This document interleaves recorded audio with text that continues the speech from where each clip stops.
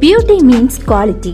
Quality പ്രൊഡക്ട്സുകളുമായി നിങ്ങളുടെ സൗന്ദര്യ സങ്കല്പങ്ങളെ സാക്ഷാത്കരിക്കുന്നതിന് ഞങ്ങളുണ്ട് കൂടെ.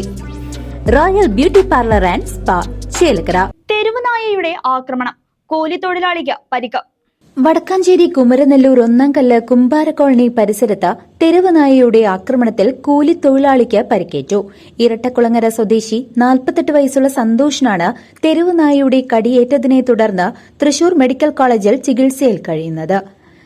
വെള്ളിയാഴ്ച രാവിലെയായിരുന്നു സംഭവം.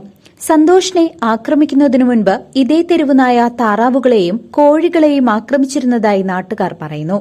ആക്രമണം നടത്തിയ നായയെ ഇന്നുച്ചയോടെ പരിസര പ്രദേശത്ത് ചത്തുകിടക്കുന്ന നിലയിൽ കണ്ടെത്തി.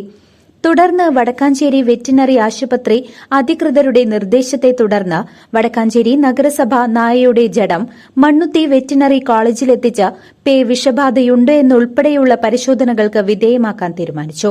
തെരുവുനായയുടെ ആക്രമണം പ്രദേശവാസികളിൽ ആശങ്ക സൃഷ്ടിച്ചിട്ടുണ്ട്. News desk CCV.